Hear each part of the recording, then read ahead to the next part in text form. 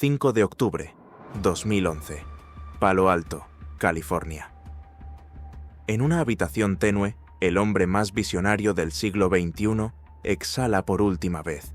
El mundo entero llora su muerte a través de los dispositivos que él mismo creó. Millones de pantallas brillantes se apagan en señal de duelo. Pero en esa habitación, bajo las sábanas, no hay un titán de la industria.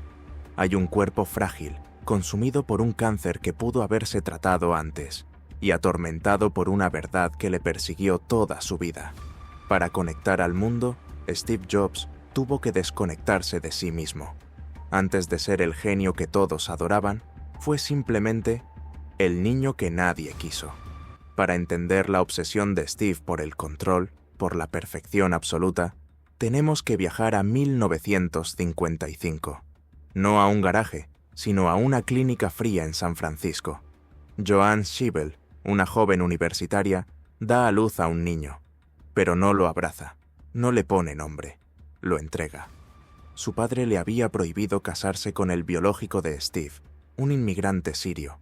Así que, antes de respirar su primera bocanada de aire libre, Steve ya había recibido su primera lección vital. No eres indispensable, eres un error que debe ser corregido.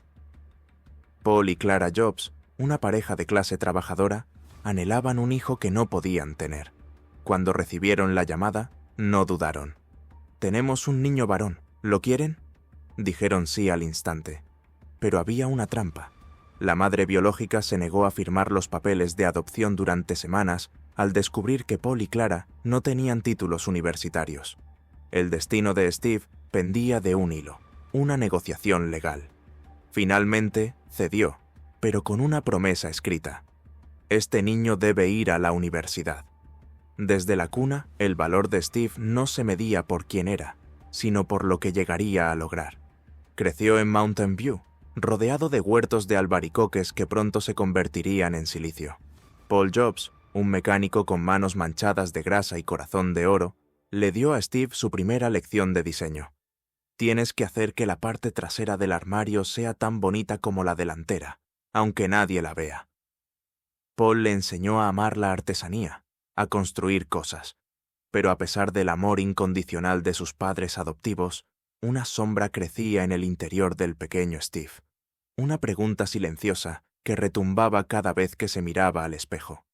Tenía 6 o 7 años cuando la niña de la casa de enfrente le preguntó con la crueldad inocente que solo tienen los niños.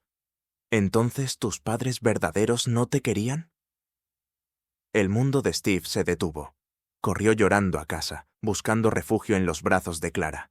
Ella lo miró a los ojos, con una intensidad feroz, y le dijo: «No, Steve, nosotros te elegimos, te seleccionamos específicamente». Esas palabras, elegido y abandonado, se convirtieron en los dos polos de su batería interna. Una batería que generaría una energía inagotable, pero también altamente inestable.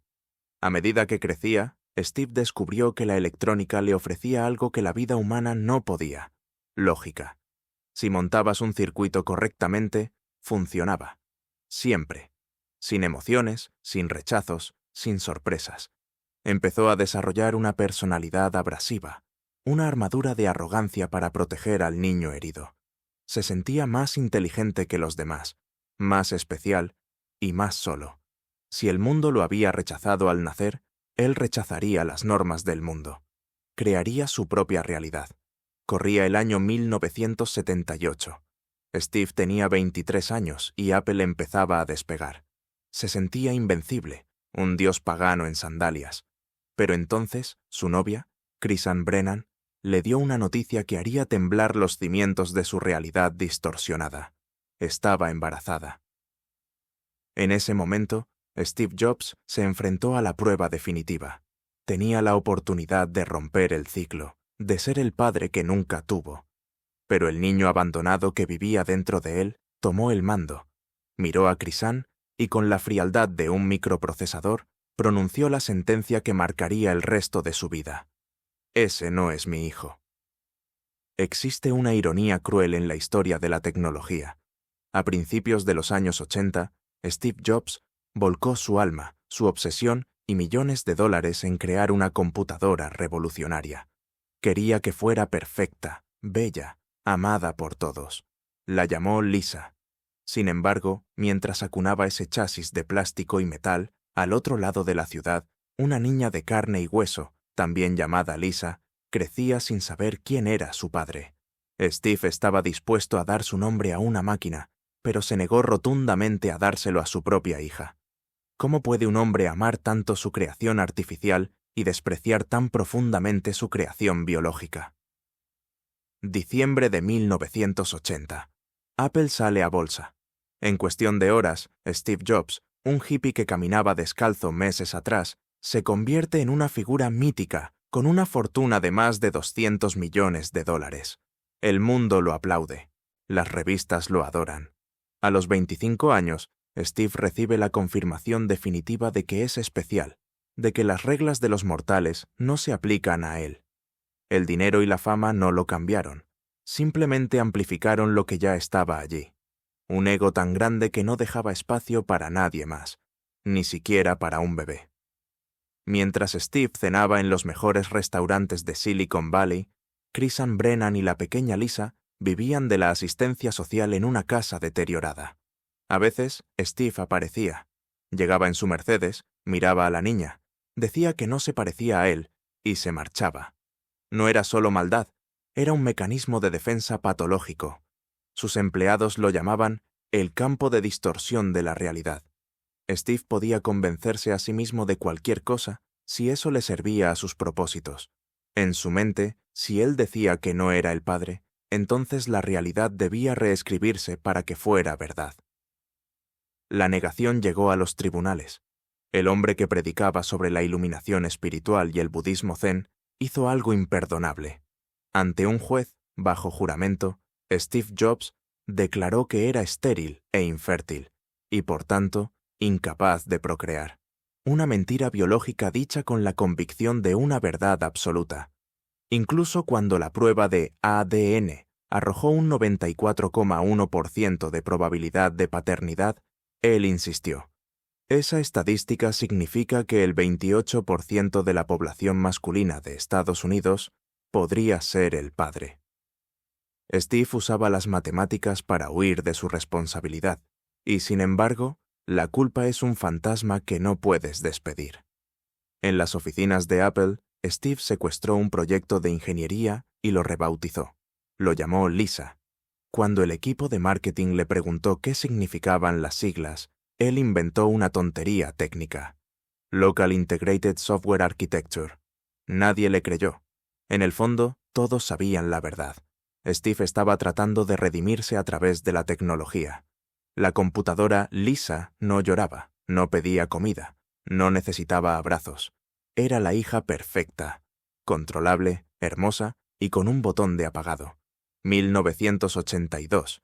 Steve esperaba ser nombrado Hombre del Año por la revista Time. Había preparado su mejor sonrisa. Pero el periodista descubrió el secreto. Descubrió a Chrisann y a la niña. La revista publicó una pieza devastadora, exponiendo la contradicción del genio millonario que abandonaba a su sangre. En lugar de poner a Steve en la portada, pusieron a una computadora. La máquina del año. Fue un golpe al ego que lo destrozó. Por primera vez, el campo de distorsión de la realidad falló. El mundo había visto al hombre detrás de la cortina, y no era un mago. Era un tirano asustado. La computadora Lisa fue un fracaso comercial estrepitoso. Demasiado cara, demasiado lenta. Al igual que su relación con su hija, el proyecto se derrumbó bajo el peso de sus expectativas imposibles. Steve se sintió traicionado por su propia compañía, por la prensa, por el mundo. Se volvió más volátil, más cruel con sus empleados. John Sculley, el hombre que él mismo contrató para dirigir Apple, empezó a verlo no como un activo, sino como un peligro. Steve Jobs creía que era intocable, el dueño del futuro. No sabía que estaba a punto de perderlo todo. La corona del rey estaba a punto de rodar por el suelo. Imagina que construyes una casa con tus propias manos. Pones cada ladrillo, pintas cada pared, y un día las personas a las que invitaste a vivir contigo cambian la cerradura y te dejan en la calle bajo la lluvia. mayo de 1985. La sala de juntas de Apple es un campo de batalla silencioso. No hay gritos, solo miradas que cortan como cuchillos. Steve Jobs, el fundador, el alma de la compañía, mira a su alrededor y se da cuenta de una verdad aterradora. Ya no es el jefe. Es una amenaza, y está a punto de ser eliminado. El hombre que sostenía el cuchillo no era un enemigo, era un amigo. John Scully, el ejecutivo de Pepsi, al que Steve había cortejado con la famosa frase: ¿quieres vender agua azucarada el resto de tu vida? ¿O quieres venir conmigo y cambiar el mundo? Steve buscaba en Scully la figura paterna que siempre le faltó, alguien que lo guiara, que lo validara. Pero Scully no estaba allí para ser su padre, sino su jefe. Cuando las ventas del Macintosh se desplomaron, Scully tuvo que elegir entre la amistad y el negocio. Y eligió el negocio. Para Steve, esto no fue un despido corporativo. Fue una repetición traumática de su abandono original. La sentencia fue brutal. No lo despidieron técnicamente. Hicieron algo peor. Lo vaciaron. Le quitaron sus responsabilidades, su equipo y su voz.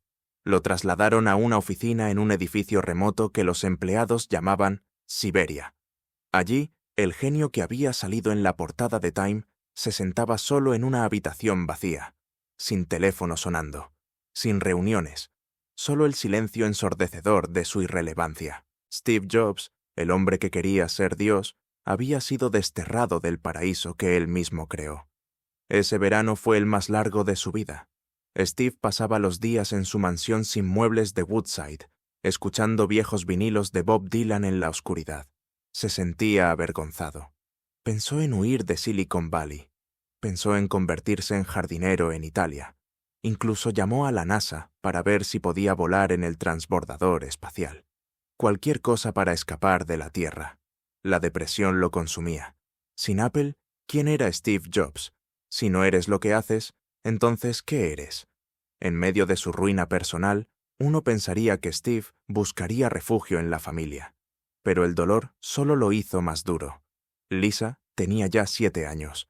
Iba a visitarla, pero no como un padre, sino como un extraño impredecible. A veces llegaba en su porche, la miraba jugar y criticaba su ropa o su forma de hablar. En una ocasión, cuando Lisa le preguntó si podía quedarse con el coche cuando él se cansara de él, Steve le respondió con una crueldad helada: «No vas a recibir nada, ¿entiendes? Nada. No tendrás nada». No hablaba del coche, hablaba del amor. Estaba proyectando su propia sensación de pérdida sobre la única persona que realmente lo necesitaba. La rabia se convirtió en acción. En un último acto de desafío, Steve vendió todas sus acciones de Apple. Se quedó solo con una sola acción para poder asistir a las juntas de accionistas y mirarles a la cara si quisiera. Fue un portazo final, quemó las naves. Con millones de dólares en el bolsillo pero el corazón vacío, decidió que si no podía gobernar el reino de Apple, construiría uno nuevo, uno mejor, uno perfecto, y esta vez nadie podría echarlo. De las cenizas de su ego surgió algo nuevo. No era humildad, todavía no. Era venganza disfrazada de innovación. Steve fundó una nueva compañía llamada Next. El nombre lo decía todo. ¿Qué sigue? Y no se detuvo ahí. Compró una pequeña división de gráficos por computadora a George Lucas, una empresa desconocida que hacía cortometrajes digitales. Se llamaba Pixar. Steve Jobs estaba a punto de entrar en su travesía por el desierto, un viaje de 12 años lejos de los focos que lo rompería y lo reconstruiría. El mundo pensaba que estaba acabado. Él solo estaba recargando.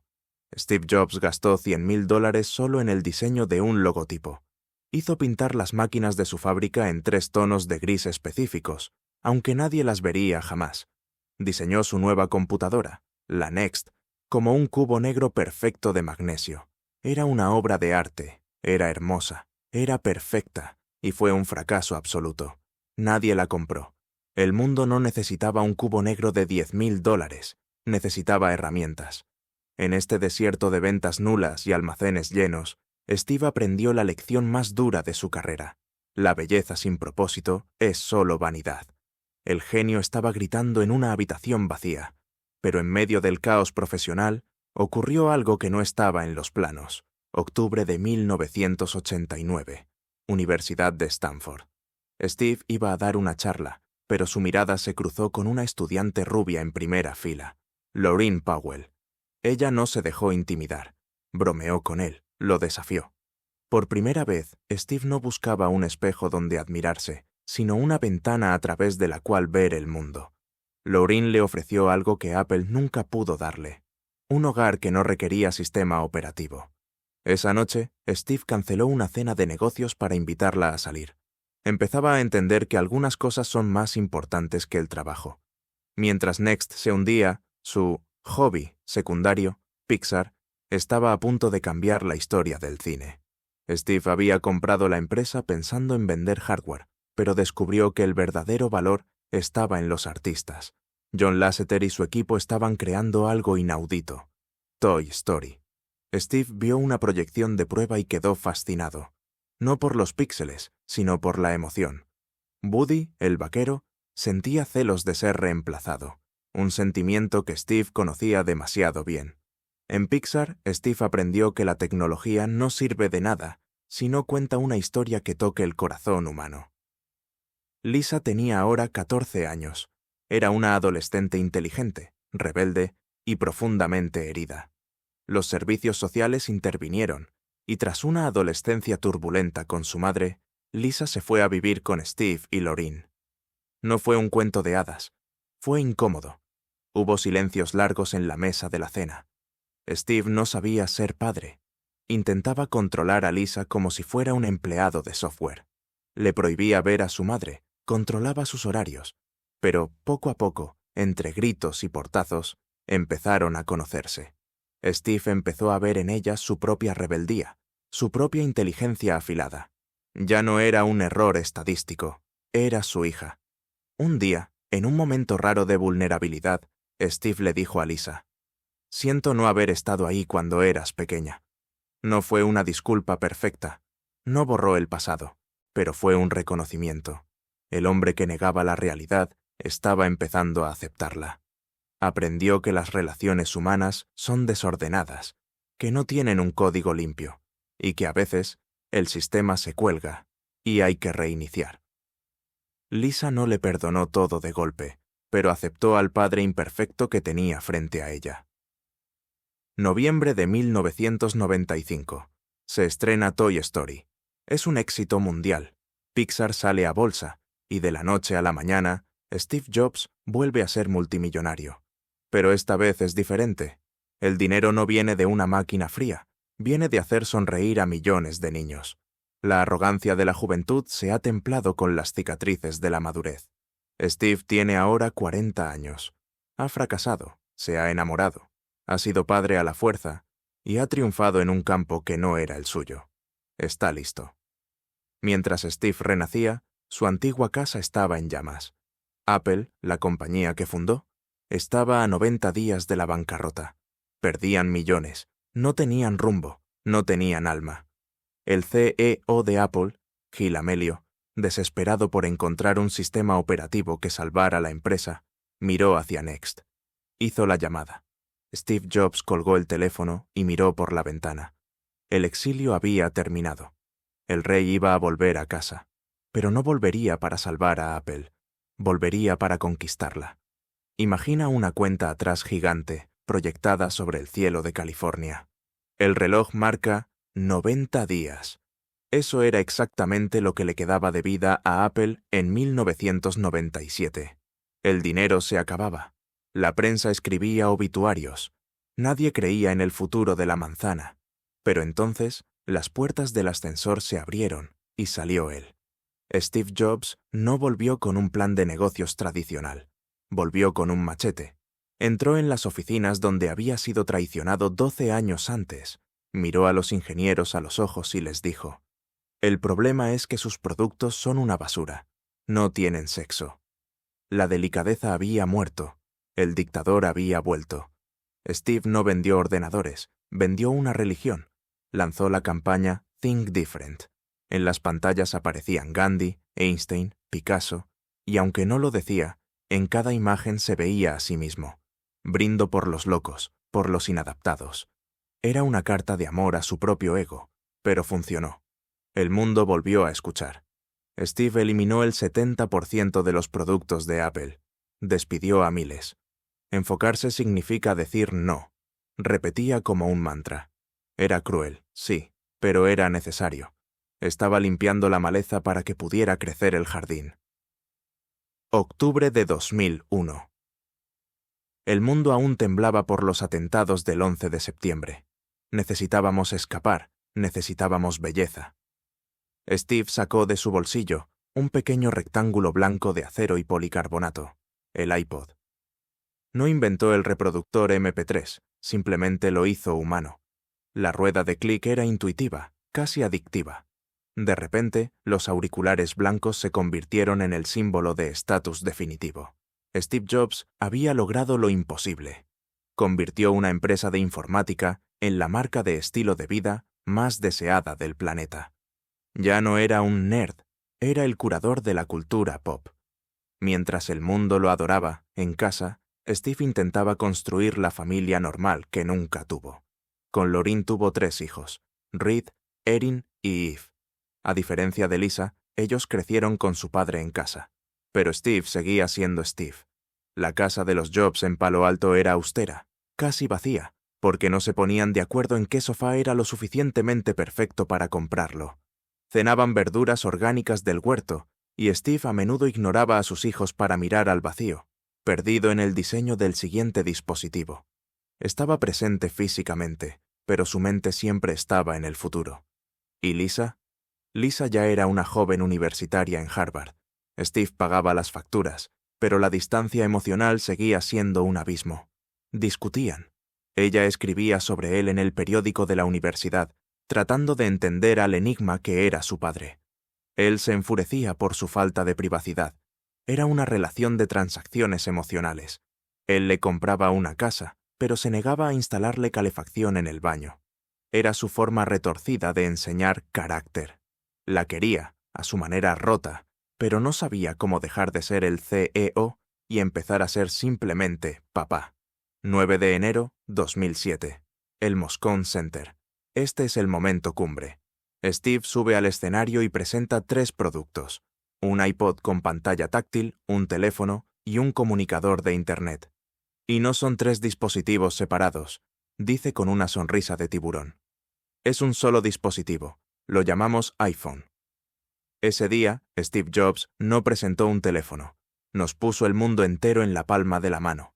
Eliminó el teclado, eliminó las barreras. Nos conectó a todos permanentemente. La ironía suprema. El hombre que tenía dificultades para conectar con las personas en una habitación acababa de crear la herramienta definitiva para la conexión global. El aplauso fue ensordecedor. Steve Jobs era el hombre más poderoso de la tecnología, quizás del mundo. Era el dios de la era digital. Pero los dioses no sangran, y Steve sí. Unos meses antes, durante un chequeo rutinario, los médicos encontraron una sombra en su páncreas, un tumor neuroendocrino. Raro, pero operable, curable. Los médicos le dijeron, operamos y vivirás. Pero Steve, en su infinita arrogancia, miró a la ciencia a la cara y dijo, no. Creía que si podía distorsionar la realidad de los negocios, podía distorsionar la realidad de su biología. Decidió curar el cáncer con zumos de zanahoria y acupuntura. Fue la decisión más estúpida del hombre más inteligente. Y el reloj de arena acababa de romperse. Un embarazo tarda 9 meses en crear una vida. Steve Jobs tardó exactamente 9 meses en permitir que la muerte echara raíces. Cuando recibió el diagnóstico de cáncer de páncreas, tuvo una suerte increíble. Era un tipo raro, un tumor neuroendocrino de crecimiento lento. Los médicos lloraron de alegría. Era curable. Solo había que operar. Pero Steve miró la solución quirúrgica como si fuera un diseño feo, un botón innecesario en un iPhone. Dijo, no. Durante 9 meses, el hombre más racional de los negocios se entregó al pensamiento mágico. 9 meses que marcarían la diferencia entre vivir hasta los 80 años o morir a los 56. Sus amigos, su esposa Lorin e incluso Andy Grove, el duro ex CEO de Intel, le suplicaron. Steve, esto no es un problema de software, es biología. No puedes reprogramar un tumor. Pero Steve creía que su cuerpo era puro, un templo que no debía ser violado por un bisturí. Se dedicó a dietas extremas, kilos de zanahorias, sesiones de acupuntura, limpiezas espirituales. Creía que si mataba de hambre al cuerpo, mataría al cáncer. Era la arrogancia suprema, creer que su voluntad era más fuerte que la naturaleza celular. Su campo de distorsión de la realidad había funcionado con ingenieros y banqueros. ¿Por qué no iba a funcionar con unas células rebeldes? En julio de 2004, la realidad finalmente rompió la puerta. Una nueva tomografía mostró que el tumor había crecido. El miedo, frío y visceral, reemplazó a la arrogancia. Steve accedió a la cirugía. Fue un procedimiento brutal, conocido como la operación de Whipple. Le cortaron parte del páncreas, del estómago, el duodeno. Cuando despertó, miró su abdomen cosido y lloró. No por el dolor, sino porque, en el fondo, sabía que había llegado tarde. Le dijo a sus empleados que estaba curado, pero el cirujano había visto algo más. Pequeñas manchas en el hígado. Metástasis. El reloj de arena ya tenía grietas. Los años siguientes fueron un juego de escondite. Apple volaba alto, las acciones se disparaban, pero su líder se encogía. En las presentaciones, Steve aparecía cada vez más delgado. Su ropa negra, antes un uniforme de poder, ahora colgaba de sus hombros huesudos como una túnica funeraria. Los inversores entraron en pánico. Es solo un desequilibrio hormonal, mintió la compañía. En realidad, Steve se estaba muriendo de hambre. El cáncer le devoraba desde dentro. Necesitaba un hígado nuevo, y con su típica determinación implacable, manipuló el sistema. Se compró una casa en Memphis, Tennessee, solo para entrar en una lista de espera de trasplantes más corta. Incluso al borde de la muerte, Steve Jobs jugaba con sus propias reglas. Enero de 2010. Steve, frágil tras el trasplante, sube al escenario una vez más. Lleva en sus manos el iPad. La prensa se burló del nombre, pero él sabía lo que tenía. Era su visión final de la computación. Una hoja de vidrio, íntima, sin barreras. Mientras se sentaba en un sillón de cuero en el escenario, algo inaudito para él, que siempre caminaba, se le veía cansado, pero sus ojos brillaban con la intensidad de siempre. El iPad fue su carta de despedida al diseño, un dispositivo para consumir el mundo cómodamente, creado por un hombre que ya no podía disfrutarlo. La enfermedad le quitó la energía para pelear, y en ese vacío entró algo de paz. Empezó a pasar más tiempo con Reed, su hijo mayor. Caminaban juntos, o más bien, Steve se arrastraba y Reed lo esperaba. En esas caminatas lentas, Steve intentaba transmitirle todo lo que había aprendido, como si quisiera descargar su software en un disco duro nuevo antes de apagarse. Incluso con Lisa, la hija negada, hubo treguas. Ya no tenía fuerzas para ser cruel. La muerte es el gran igualador. Te quita la máscara y te deja solo con tu humanidad. 24 de agosto, 2011. Steve no puede ir a la oficina. Apenas puede levantarse de la cama. Pide un iPad y con dedos temblorosos escribe la carta que nunca quiso escribir. Siempre dije que si llegaba el día en que ya no pudiera cumplir con mis deberes como CEO de Apple, sería el primero en hacérselo saber. Desafortunadamente, ese día ha llegado. Presionó enviar. En ese instante, una era terminó. El mundo tecnológico contuvo la respiración. Steve Jobs ya no era Apple. Ahora, solo era un hombre de 56 años, volviendo a casa para morir. Octubre de 2011. Fuera de su casa en Palo Alto, el mundo seguía girando a la velocidad frenética que él mismo había diseñado. Camiones de noticias, paparazzi, fans dejando manzanas mordidas en la acera. Pero dentro, en la habitación de la planta baja, el tiempo se había detenido. Steve Jobs, el visionario que siempre miraba hacia el futuro, ya no tenía futuro. Solo le quedaba el presente absoluto. Rodeado de su familia, ya no era el CEO, ni el genio, ni el tirano. Era simplemente un cuerpo agotado, aferrándose a cada respiración como si fuera el último gran proyecto de su vida. Semanas antes, Steve había llamado al biógrafo Walter Isaacson. Durante años, Steve había sido obsesivamente reservado, controlando cada imagen. Pero ahora quería hablar. Quería que se contara todo. Lo bueno, lo malo y lo feo. Cuando Isaacson le preguntó por qué, Steve, con la voz quebrada, le dio la única respuesta que importaba. Quiero que mis hijos me conozcan. No estuve siempre ahí para ellos, y quiero que entiendan por qué hice lo que hice. Fue su acto final de paternidad, dejar un manual de instrucciones sobre sí mismo, esperando que fuera suficiente para compensar su ausencia. Hubo una visita crucial. Bill Gates, su eterno rival, el hombre que representaba todo lo opuesto a Apple, fue a verlo. No hablaron de negocios, ni de acciones, ni de patentes. Se sentaron en el salón como dos viejos veteranos de guerra que han sobrevivido a todos los demás. Hablaron de sus familias, de la suerte que tuvieron, de las mujeres que amaban. Gates salió de esa casa con lágrimas en los ojos. La guerra de los ordenadores había terminado. Al final, solo quedaban dos hombres que habían cambiado el mundo, dándose cuenta de que el mundo seguiría girando sin ellos. Y entonces, Lisa, la niña que negó, la hija que ocultó. Lisa Brennan Jobs fue a despedirse. La relación seguía siendo compleja, llena de espinas, pero el amor estaba allí, enterrado bajo capas de dolor. En sus últimos días, Steve la miró y con una honestidad brutal que solo la morfina y la muerte permiten, se disculpó a su manera. No hubo un borrón y cuenta nueva mágico, pero hubo presencia. Steve lloró. Lloró por el tiempo perdido, por el orgullo estúpido. El hombre que conectó al mundo finalmente se conectó con la parte más rota de su propio corazón. La tarde del 5 de octubre, la respiración de Steve cambió.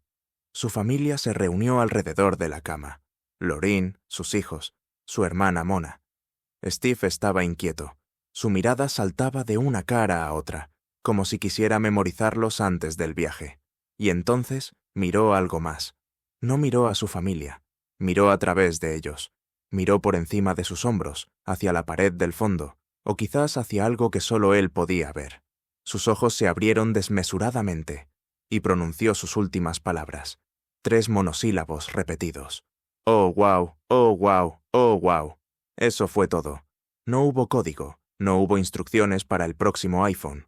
Solo asombro. ¿Qué vio Steve Jobs? ¿Vio la nada? ¿Vio a Dios? ¿Vio la simplicidad definitiva que estuvo buscando toda su vida en el diseño? Nunca lo sabremos. Pero el hombre que quiso controlar cada píxel de su universo murió sorprendido. Se entregó al misterio. Su último acto no fue de control, sino de rendición. A las 3 de la tarde, el genio se apagó. Steve Jobs nos dejó herramientas hermosas. Nos dio el poder de tocar el conocimiento con la punta de los dedos. Pero su verdadera lección no está en el silicio, sino en su cicatriz. Su vida nos enseña que puedes ser venerado por millones, y aún así, fallarles a los que tienes al lado. Que el éxito no cura el trauma. Que la tecnología puede conectarnos, pero no puede abrazarnos. Hoy, cuando mires la pantalla negra de tu teléfono antes de encenderlo, recuerda el reflejo que ves en ella. Recuerda a Steve, y no olvides levantar la vista y mirar a los ojos a la persona que tienes enfrente. Porque la batería de la vida no tiene cargador.